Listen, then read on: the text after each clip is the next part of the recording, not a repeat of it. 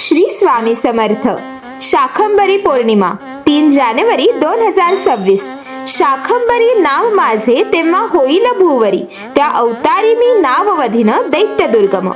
पौष शुक्ल पौर्णिमा म्हणजे शाकंभरी पौर्णिमा.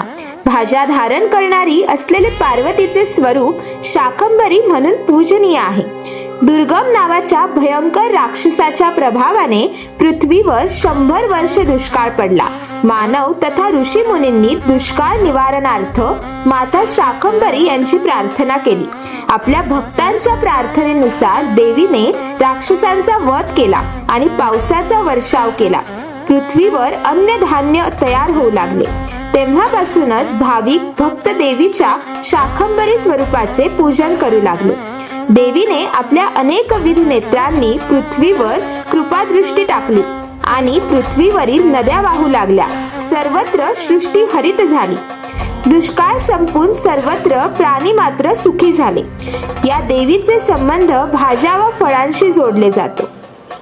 अशी ही माता शाकंभरी आपल्या जीवनात नेहमीच सुख समृद्धी निर्माण करते. भाज्या फळे अर्पण करून या देवीचे संपूर्ण विश्वात पूजन केले जाते. उपाशी व्यक्तीला भोजन दिल्याने माता शाकंभरी या प्रसन्न होतात.